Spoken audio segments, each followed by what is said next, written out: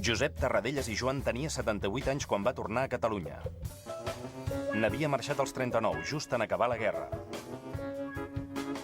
Havia estat conseller en cap i de Finances sota el president Lluís Companys, amb qui havia tingut com a Macià unes relacions difícils.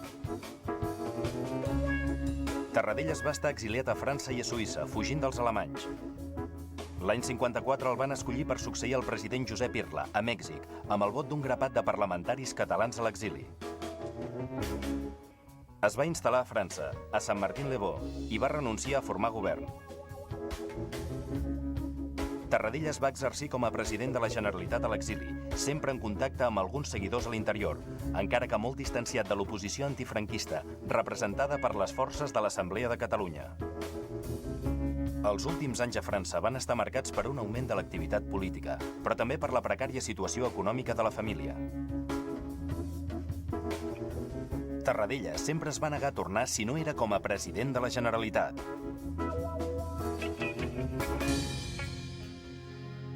Josep Tarradellas no era l'únic exiliat republicà que faltava per tornar.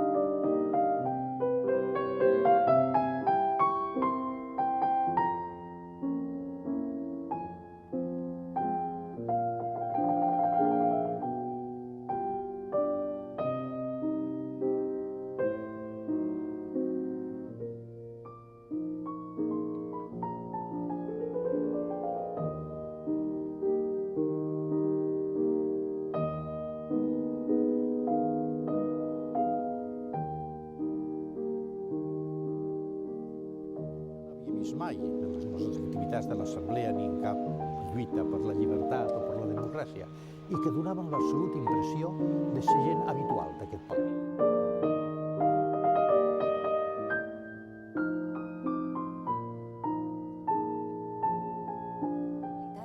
buscava el seu destí original després d'haver acollit durant el franquisme la Diputació de Barcelona.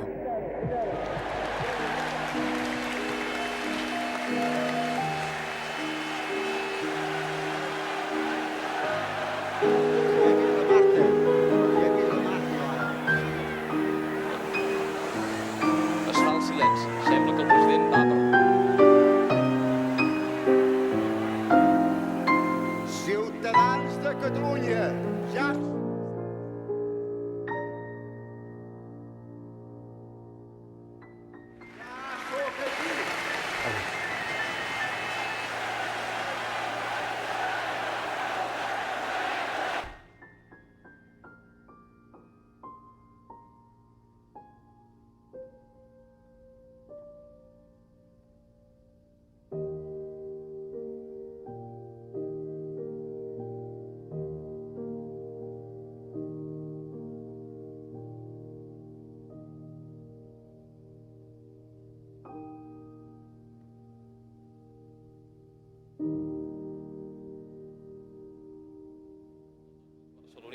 protagonistes amb el seu president d'aquest aconteixement històric per Catalunya. Moltes mercès a tots per la seva atenció i molt bona nit. L'acte a la plaça de Sant Jaume va acabar cap a les 8 del vespre.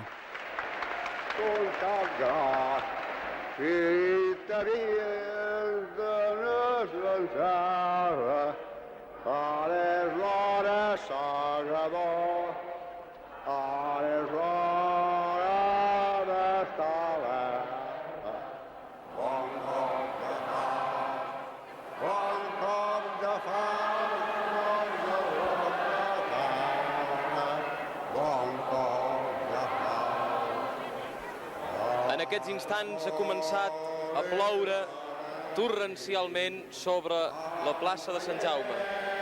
Plou el que podríem dir a bots i barrals.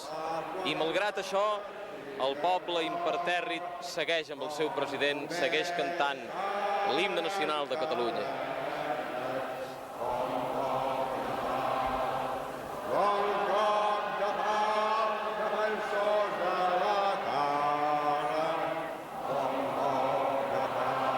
Visca Catalunya! I es posa a ploure. Es posa a ploure. No se'n vagi encara. No se'n vagi encara.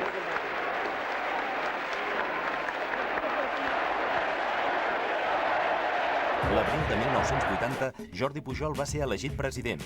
Tarradellas va tornar a contracor a la vida privada, sense deixar d'opinar sobre la vida pública. Va morir el 10 de juny de 1988, a Barcelona, als 88 anys.